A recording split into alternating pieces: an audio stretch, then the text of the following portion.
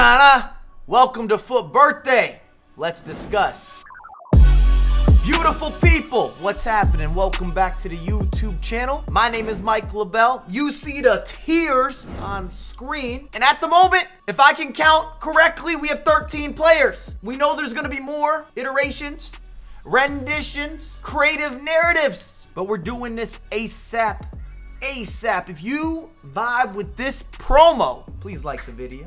A lot of good material here. I like the weak foot and the skill move adjustments to go with some stat room stuffing. We're not talking Thanksgiving. There's not gonna be a lot of turkeys. These guys are in shape, stamina through the roof. And in the comment section, I got a couple questions. We've seen a lot of the silver players, of course, from the previous promotion. What are your thoughts? What were your takeaways? Did you enjoy the silver bring back? The return. Timing was still a little bit weird, and generally speaking, who are your best pickups from this promo? But without further ado, for your headphone or even your microphone needs, you see me on stream all day, every day with the JLab joints. I love these, and they cost so affordable. Plus, you get 20% off. Most comfortable headphones that I've used, and I'm one of those people that wears headphones for 6, 7, 8 hours straight. As for the microphones, these have been my road solutions when we're traveling, especially considering traveling is starting back up proper. I'm taking these with me. I've already taken these with me. They're always riding with your boy. Let me know if you have any questions. Of course, as always, I'll give you my honest feedback on any product or anything in regards to FIFA. Bang, bang, bang. Hello, Timmy Abraham. Wow. I might have to start out with an early God tier. Kind of crazy. He's never been in this type of category before. But now with 5-star skills, your pace numbers and your dribbling numbers sitting there hefty in the 90s, and he's free, which does not play a factor, but it's worth mentioning. This is not a value list. It's just a matter of where I feel they should be from a tiering perspective. That man is dangerous. Let's double down.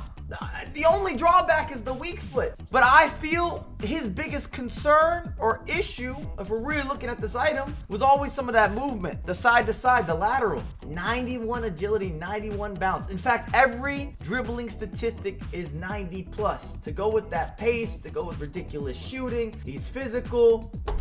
Maybe I'm reaching, maybe I want more for him than really what it's gonna be. I could definitely see some fraudulent activity. You have no traits. I say all this because there could be movement. Do not go anywhere from this video. At the end, I might do some adjustment, but I'm feeling generous to get started. Alon, big fan, also an Everton supporter, so he's going to the God tier as well. Another player that's gonna really be decided based around a lot of the dribbling stats, breaking up plays, how he feels virtually. You're getting a better version of a Conte.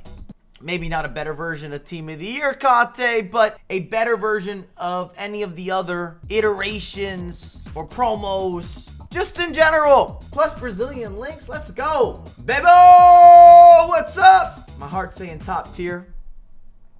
My head's saying top tier.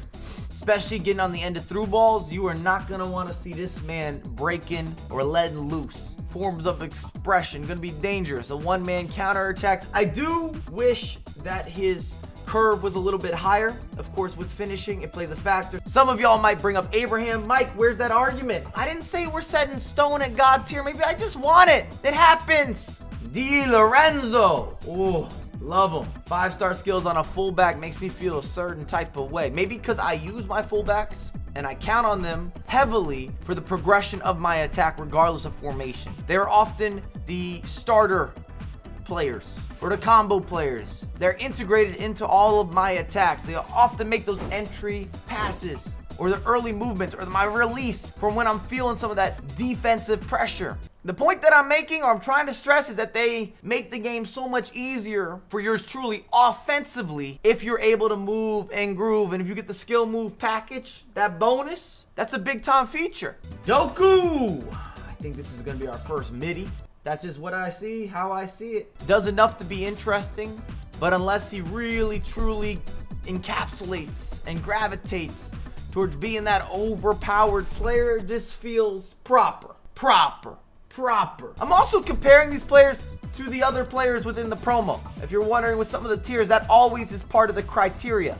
How do they measure and match up between each other on the same promo.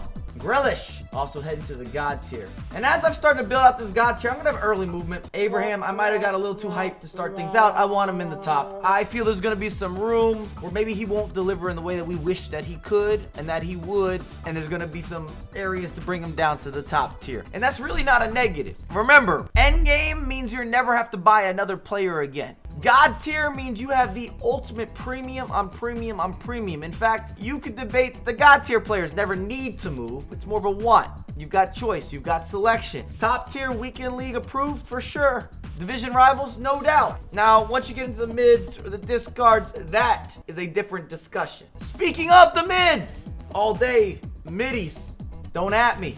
Has to be there. There's just not enough that puts them in a position where I feel like I'm investing in something so different. Where's the separation? I need degrees. I'm not talking deodorant. Tony Cruz, I'm in love, and I really, truly want to put him at endgame, mainly because he's one of my favorite players in real life, and he always, and I mean always, is sort of trash in FIFA. They give him walk speed. They don't give him any of the skills, of course. He has no way of being able to play into meta, unless the meta was precise passing or long distance shooting, preferably both of those combined in some sort of way, because they just do Tony wrong. Never right. This is different now with the double 5-piece in the midfield. Maybe he'll move, and I'll tell you straight up, that would be a biased decision. I'm okay with it. I'm just giving you my disclaimer. Mkhitaryan, I'm a big fan. Also good value from an SBC perspective. 240,000 coins. You're receiving a lot of statistics. Also allocated in the proper placements. I've always enjoyed using Mkhitaryan, and we should talk about versatility. Not that he's some defensive mastermind or that he's going to change the way that you play FIFA in that regard. But if you play with a collective of midfielders, especially, we're not talking about holding mids here, a little more box to box, or even if you're playing a narrow formation, you can have a little more of an attacking center mid. Because his defensive numbers are okay, he can play in that type of role and do the job very well. Might be perfect for you depending what you're looking for. Nuno Mendez looks pretty freaking ridiculous. There's no other way to talk about it. When you look at what he's got on paper, and I even liked his overpowered baseline item, I kind of feel like he's got to move. I don't even know that God tier's the place. Might be endgame. PSG links. We know those greens that are important here. And how many fullbacks, period, have better stat lines? I don't care if you go icons, other promos. We're talking prime time. A lot of collaboration. Got respect. I have used Mr. Nuno on various occasions, especially to kickstart the year. And now we have a player that is beyond the upgrades or the standard upgrades. This is an unlikely sequence or scenario, and it's saluted. Cristiano Ronaldo, you already knew the situation, 5+5. The real debate comes down to, is this Cristiano better than the Team of the Year version? Because they're similar in price points at the moment. Team of the Year has better stat lines almost everywhere, across the board, but does not have that 5-star weak foot. And then it's a matter of how much emphasis do you put on the weak foot? How much weight does it actually carry? If we're going to the gym right now, what's that bench press look like? Are we squatting for those extra pounds? Are our knees supported? Did we do our pre-stretching, light stretching, heavy stretching? We're throwing weight around. Sometimes players also feel different, even if the stats don't always align or match up. I'll just throw that out there. From my experience, probably your experience, that's been a factor. Suarez, looking forward to when he receives an icon foot item, which is where I believe he should be when it's all said and done. I have trouble not having him as an endgame player. I've always got on well with Suarez. Every time he gets a promo or some sort of unusual upgrade throughout the years, it always makes a difference. Whether it's the power and now adding in those skills, being able to finish, having the finesse, just all the intricacies and the details and the particulars are needed for a true striker.